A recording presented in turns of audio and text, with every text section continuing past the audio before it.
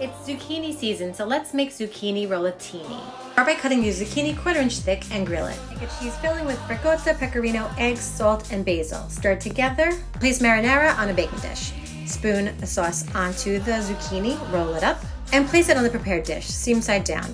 Top it with more marinara, mozzarella, cover with foil, and bake it 420 minutes.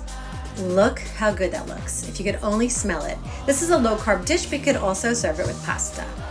Whenever I share my meals on Instagram, one of the most asked questions I get is how I make my salads. So I'm gonna show you. Take red onion, slice it really thin, season it with salt, pepper, garlic powder, dried oregano, olive oil, and vinegar. You want this to all get coated really well, just mix it and let it sit for about 1 hour. This is what they look like after 1 hour. Then I chop up some romaine, add more extra virgin olive oil, salt, pepper, vinegar, garlic powder, dried parsley, and mix that all together. Then sometimes I like to put some sliced avocado on top. Then top it with my marinated onions. You could also just chop these up, add some of that juice on top, and that's it. So good. Are you wondering what to do with your giant zucchini? Make zucchini parmesan. This came out so good. My brother gave me this giant zucchini, so I cut it into 1/2 inch thick rounds, seasoned it with salt, pepper, dipped it in egg, then breadcrumbs, and air fried it at 380 for 12 minutes, turning halfway. Meanwhile, I combined some ricotta with mozzarella and pecorino romano, a little parsley. Once the zucchini was ready, I topped it with marinara on a baking sheet, topped it with the cheese, and then baked it in the oven until everything melted. Around 400 degrees for about 5 minutes. This is what it looks like when it comes out. So good. What should I make with my other zucchini? Whenever we go to my sister-in-law's, they always ask Tommy to bring the potato salad. This is Mom's recipe. Let's make it. Okay, Tommy peeled all the russet potatoes and cut them to cubes. Now we're going to boil them in salted water. Boil these potatoes until they're tender. Don't want to overcook them or you're going to make mashed potatoes instead. Okay, so he takes 1 large white onion and dices it with some green apple. This gives it a nice tart, sweet little crunch to it, and it's so good. I'm also going to make some hard-boiled eggs in the Instant Pot.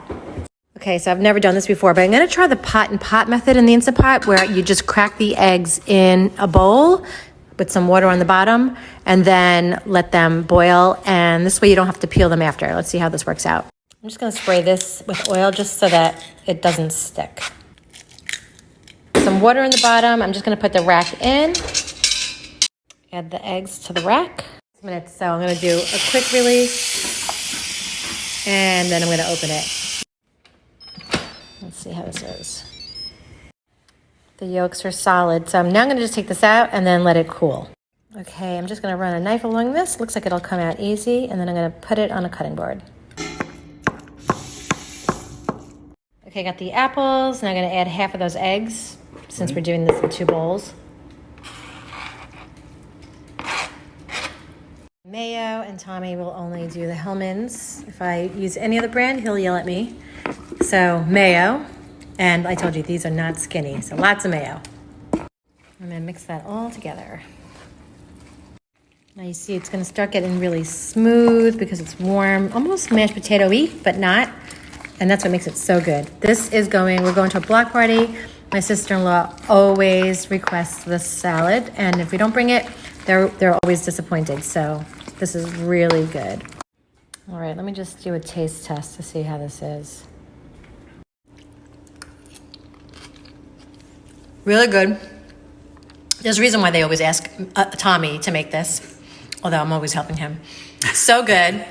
You guys have to make this. Today's day in a life as a recipe creator for Skinnytaste started with coffee, some work on my website, and then I turned this leftover salad into a tomato feta omelet. I hate wasting food, so I'm all about using the leftovers. This turned out so good. And a really great way to get a high-protein breakfast in. Then I went for a walk with the dogs. I live on the coast of Long Island, so I get to see these beautiful bay views all along my walk. Then back to the kitchen, I started testing some recipes using corn. I also made some pizza dough to go with my dinner. It was an onion pizza. My family is obsessed with this.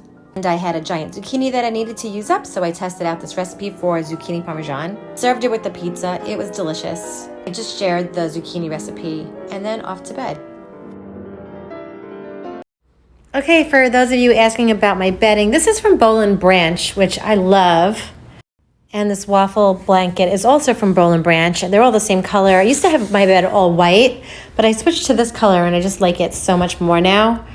I are in my sheets. I just washed these, and of course that's why everything's wrinkly. I did not know I was going to be posting this on TikTok today. I would have made it prettier, but Boll and Branch sheets are so soft.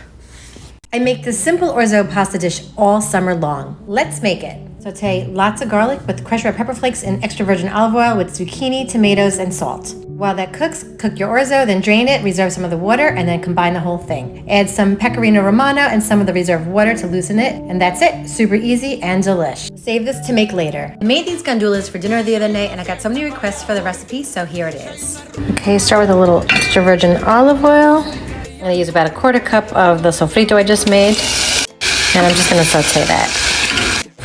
I'm gonna add about a teaspoon of this chicken bouillon, the canned green pigeon peas or gandules. You don't wanna drain it, you put the whole thing, juice them all.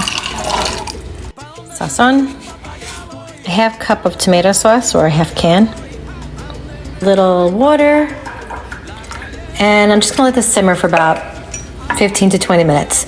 Now, last time I made this, I also added some chorizo. You could add a little bacon, whatever. Today, I'm just gonna do it without meat. I like them on the soupy side so I could put it over my rice, but you could also make them thicker by using less water. If you want, you could also use red beans instead.